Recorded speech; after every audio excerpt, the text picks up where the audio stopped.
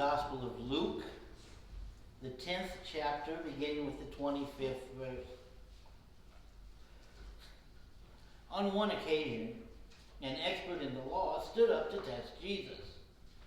"Teacher," he asked, "what must I do to inherit eternal life?" "What is written in the law?" he replied. "How do you read it?" He answered, "Love the Lord your God with all your heart and with all your soul and with all your strength and with all your mind. And love your neighbor as yourself." "You have answered correctly," Jesus replied. "Do this and you will live." But he wanted to justify himself, so he asked Jesus, "And who is my neighbor?" In reply, Jesus said, "A man was going down from Jerusalem to Jericho when he fell into the hands of robbers. They stripped him of his clothes, beat him, and went away, leaving him half dead. A priest happened to be going down the same road, and when he saw the man, he passed by on the other side. So too a Levite, when he came to the place and saw him, passed by on the other side. But a Samaritan, as he traveled, came where the man was. When he saw him, he took pity on him. He went to him and bandaged his wounds, pouring on oil and wine. Then he put the man on his own donkey, took him to an inn, and took care of him. The next day he took out 2 silver coins and gave them to the innkeeper. "Look after him," he said, "and when I return, I will reimburse you for any extra expenses you may have." Which of these 3 do you think was a neighbor to the man who fell into the hands of robbers?" The expert in the law replied, "The one who had mercy on him." Jesus told him, "Go and do likewise."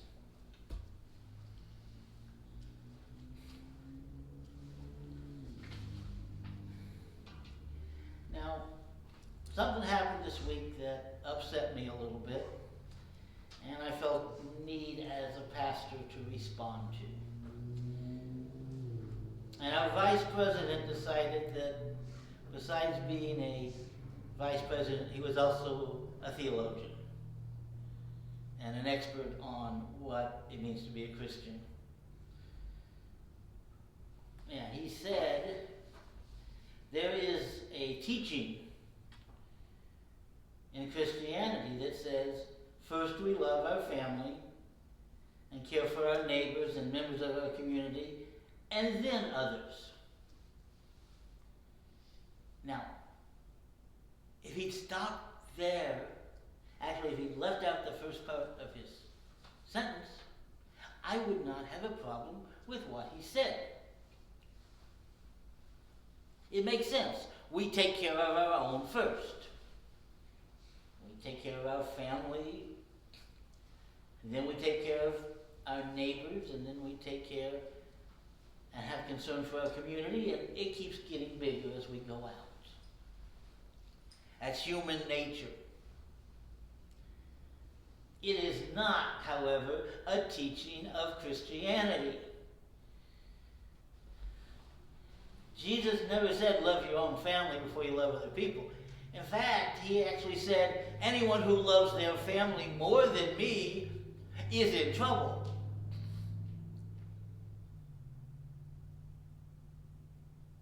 Jesus didn't divide who we are supposed to love into categories. Now, I have heard he divided them into 2 categories.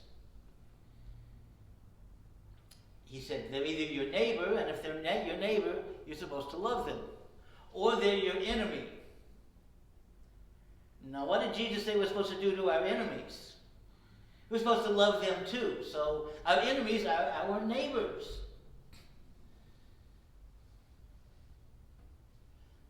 This is what Vice President Vance said was completely logical.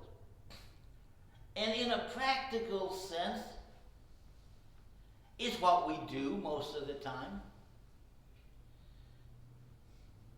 We spend money making sure our family is taken care of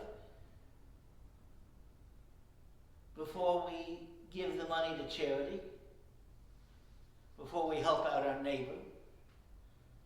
I'm not arguing against this, although the Bible calls us to do more. My problem is that it was presented as a teaching of the church, a teaching of Christianity. If he'd left that part out of it, it would have been fine.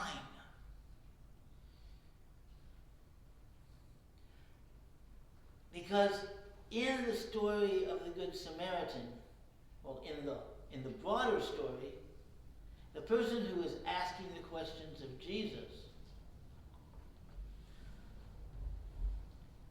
there's a very important line there. It says, because he wanted to justify himself, he asked Jesus, who is my neighbor? It's like, okay, I'm supposed to love other people. Well, I don't love everybody. I only love some people. So how can I make it so that the people I love are the only people I'm supposed to love? See, he's not really concerned about who I'm supposed to love. It's, how can I come up with an excuse not to love these other people? So I don't have to love them. Well, they're not my neighbors. Makes it simple, right? If I'm told to love my neighbor, I love you and you and you. I don't love you. You're not my neighbor. Hey, it works out well. There I can do what I want and feel good about it. So Jesus tells this story. Now we have a problem because we are so familiar with the story. When we say the Good Samaritan, I say that you all know the story. You're all familiar with it. So familiar, in fact, that we think the word Samaritan means a nice, helpful person. It doesn't. The Samaritans were the people who lived in Samaria, which is a land stuck right in the middle between Galilee, where a bunch of Jews lived, where Jesus was from, and Judea, where the rest of the Jews lived. And several hundred years before the time of Jesus, the Assyrians conquered part of Israel. They conquered the northern part. And then they took a bunch of the people who lived there off with them and left the poor people behind. And then they took people they conquered from some other place and forced them to go live in the land of Israel they just conquered. And those people and the Jews who had remained behind eventually intermarried, and they still worshiped God, but they worshiped God differently than the other Jews. The other Jews all went to the temple in Jerusalem.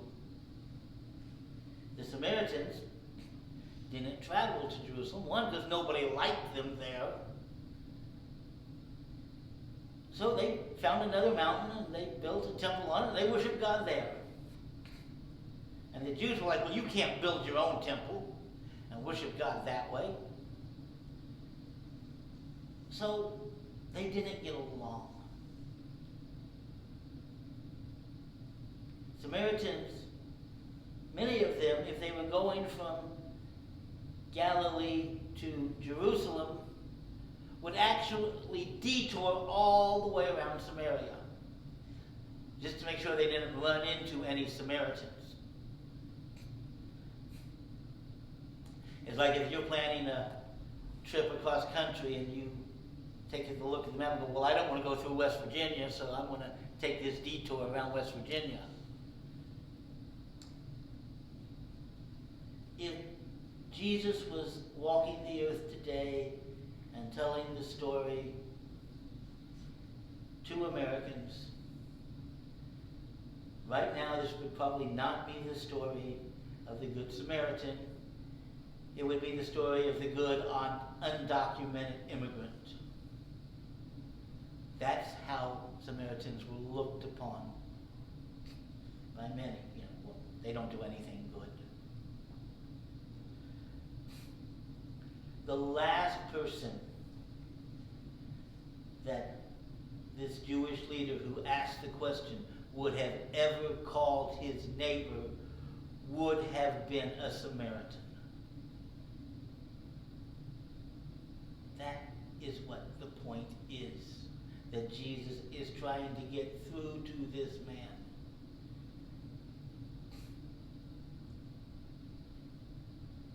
We divide who we love into groups: family, neighbors, community.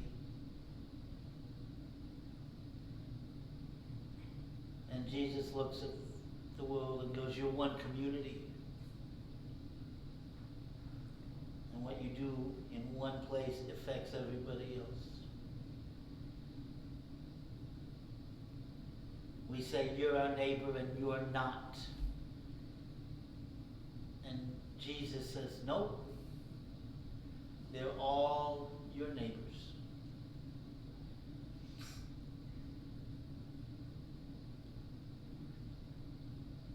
I've never been to space, and I'm never going to be in space, even if it becomes cheap to take one of these tourist rockets up into space. I'm not doing it.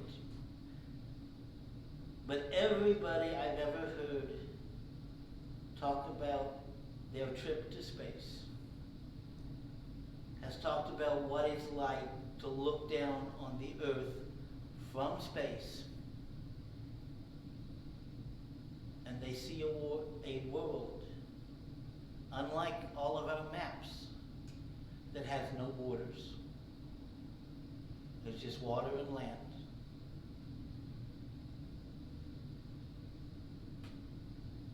And they realize how connected we all are. We're all neighbors. And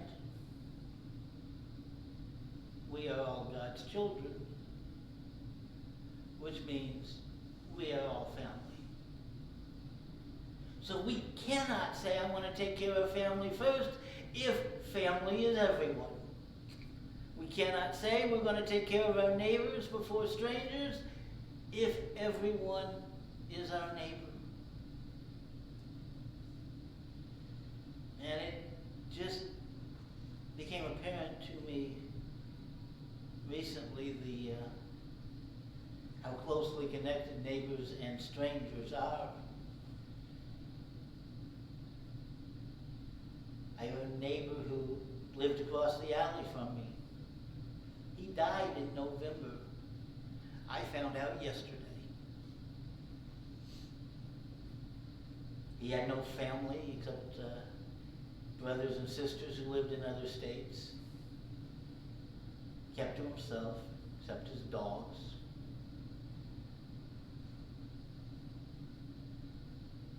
He was a stranger to me. We talked occasionally.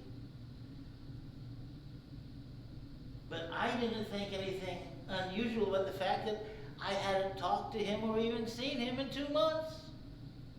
It wasn't unusual. Usually he only called if he wanted to complain about something. His dogs got out one time when his fence fell down, and I called him and he complained about me calling him. Now we got to thank you from him for calling and let him know his dogs were out, but he was my neighbor. He was a stranger.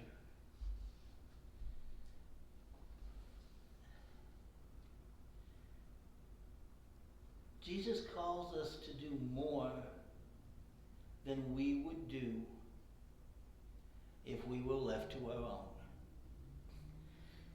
Jesus told his disciples, oh, you love the people that love you? Yeah, even the pagans do that. That's no big deal. You love your family, that's good. Do you love strangers? Do you love your enemy? You know, sometimes I think it's easier to love strangers than to love our family. We don't know them as well, so we can love them better. But the point is, we're called to love everyone. We're called to love those who are different than us. We're not called to divide the world into those we love and those we don't.